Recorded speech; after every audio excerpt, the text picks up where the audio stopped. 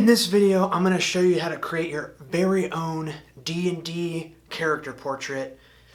It's super easy, super awesome. Let's check it out. Alright my dudes, I have created this one-page, simple 7-step handout for creating your own D&D character portrait, or portrait for whatever character you want for whatever.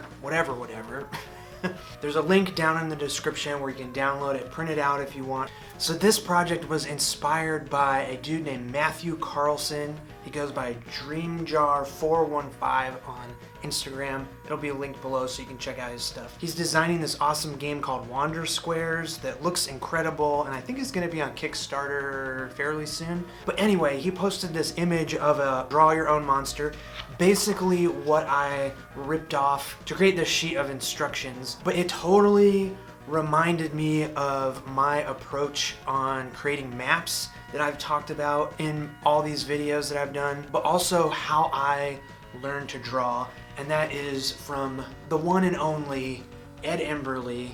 I don't know if you had these books as kids, but they're these wonderful step-by-step instructions on how to use very simple shapes to create awesome drawings. It's a really cool method, and it's how I think about drawing everything. And what's really awesome about it is that you don't have to have any skill at all to draw whatever you want. If you can write the alphabet, you can draw anything, because it's just using circles and squares and lines the same way that you construct letters, you can construct drawings.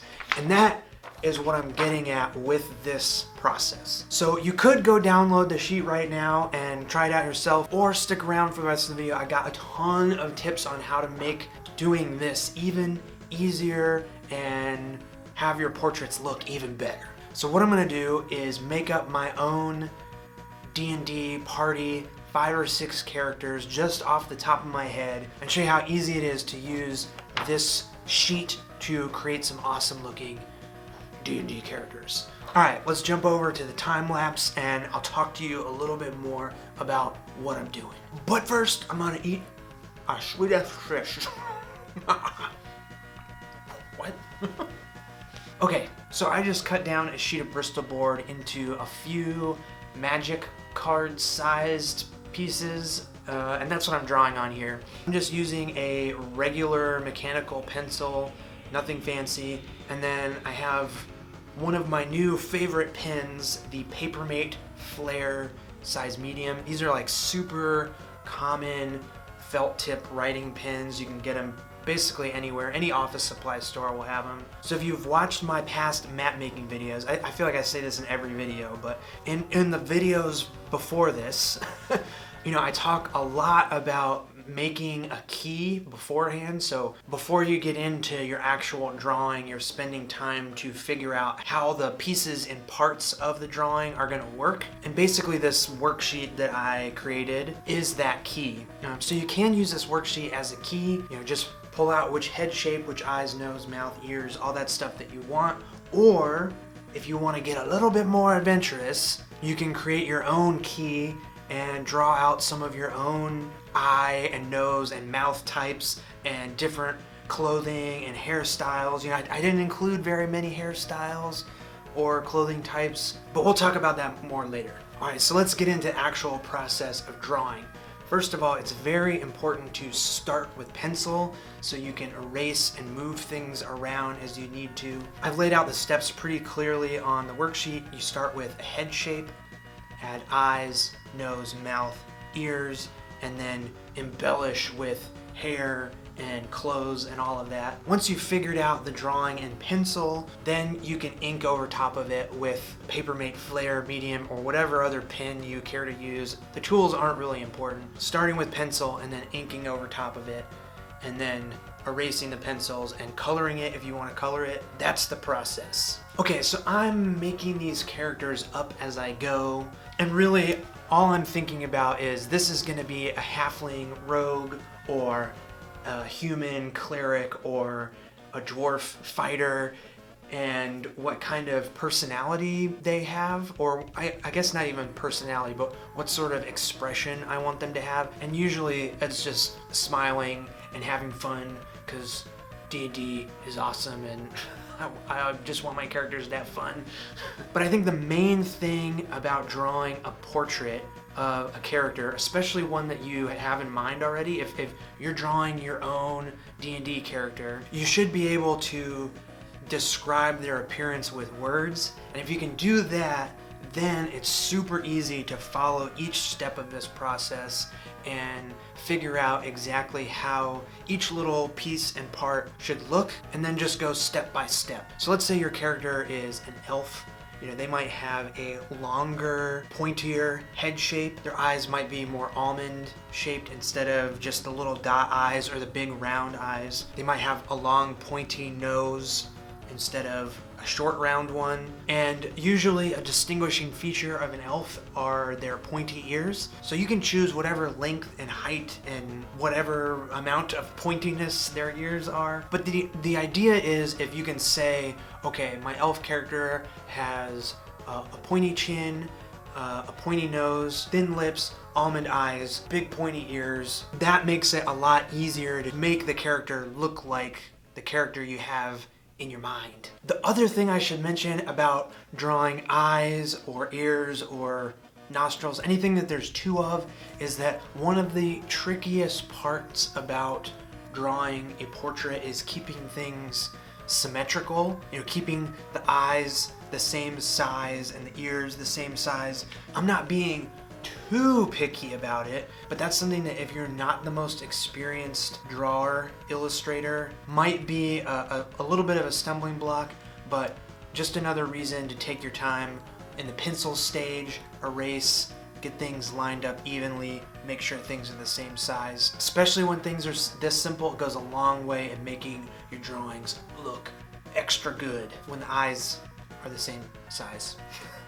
Okay. All right, let's talk about hair and clothes. So I didn't draw a ton of options on this worksheet for different hairstyles and different clothing, because really there are so many different varieties of these things that it's impossible to draw every option that you might have for whatever kind of crazy characters you're gonna come up with. So instead, what I wanna say, and you can see as I'm drawing these, I'm not following the guide super closely, but I think there's a couple things I can explain and you'll be able to come up with just the right way for drawing hair and the clothes and stuff that you want. So first things first, the head shape is to indicate the actual skull of the character, and hair generally sits on top or sticks out from the head. So all of the hair I'm drawing is kind of around the skull, around the dome of the head. You know, I'm not drawing it right up against the head shape, unless, you know, obviously if the character is bald, then you can just leave it the head shape. So in videos past, I've joked about how I'm horrible at drawing hair, so take this advice with a grain of salt. But I think for this style, the same principle applies, that you can draw a type of hair using basic shapes and get something that looks really cool. So again, think about how you would describe the hair. Is it wavy? Is it spiky? Is it straight and thin, or curly and thick? Describe it first, and then you can come up with how you're gonna draw it. So if it's spiky, you know, think about using sharp angles. Use triangles and corner lines. If it's curly, you know, you can use rounded lines, and depending on how curly it is, you can get smaller and smaller. Or if it's super flowy and wavy, you know, make the rounded lines more flowy and wavy. Again, you know, start with the pencil, do some experimenting. Don't be afraid to take your time and erase and redo and try it again until it feels right. Okay, so the clothes are kind of the same thing. As you can see, as I'm going through these characters, the same way that I'm drawing the head and then putting stuff on top of it, I'm drawing the neck and the torso and the shoulders where the arms go down. I usually draw my characters with big giant heads and smaller bodies. So with these portraits, you know, the character's shoulders usually aren't going out past the size of the head, which is wacky proportions, but this is something that you're gonna have to play with yourself. So draw the basics, the neck, the torso, the arms, and don't worry about the clothes at first. Get the proportions right. If you're drawing a big, strong dwarf, maybe they have a thicker neck and wider shoulders than if you're drawing a little tiny gnome or just a thin human. You know, maybe they get smaller necks, tighter in shoulders, smaller arms. I'm gonna say it 1,000 times, but if you just think about how you would describe the character with words and then make adjustments in your drawing, that's gonna be the best way to get something that looks right. So just like the hair, the clothes are gonna go on top of the body. So the thicker a fabric is, the more far out from the body it's gonna be. Drawing armor and accessories and all that stuff can be really hard, but like I said, I'm just keeping things basic shapes. So even if you want your shoulder armor just to be like a half circle over the shoulder, just keep it simple, you know? It doesn't have to be this crazy complicated thing to get across that your character is wearing plate mail or wizard robes or a cool scarf or whatever it is. Plan it out in pencil, use basic shapes, take it slow and erase and redo things if it's not coming out exactly how you want it. So like you've been seeing me do on these portraits, once the drawing in pencil is figured out, I go over it with pen.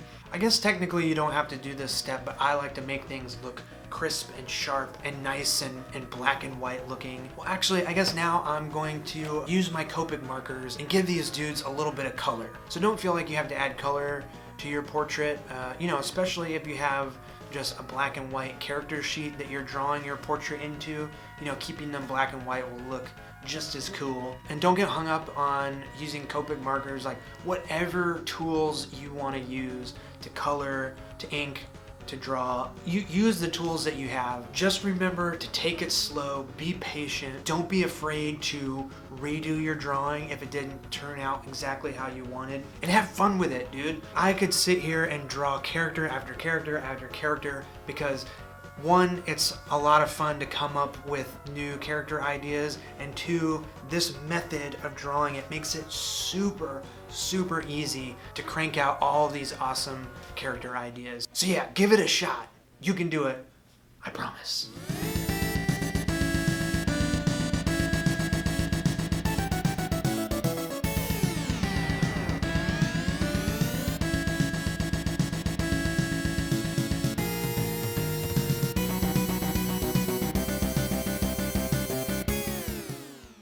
Oh yeah! I got my little trading card collection of D&D dudes.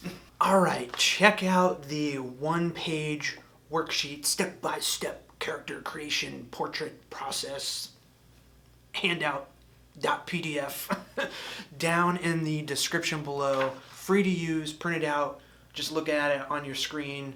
However it helps you, I hope it helps. I hope you give this method a shot. Like I said, cranking out these characters is super fun, and it feels like such a great way of not only practicing drawing, but also getting the imagination going. And it's got me coming up with ideas for characters to throw into my D&D games. So yeah, let me know what you think down in the comments below. And hey, if you draw your D&D character, post it on social media and tag me in it. I want to see so bad. If you use the sheet or make up your own sheet like this and make your own characters, I want to see it. I want to see it. All right, if you've made it this far in the video, thank you so much for watching. Hit me with a like. It really helps a lot. If you haven't subscribed, subscribe. And yeah, just thank you so much for watching, and I'll see you in the next one. See ya.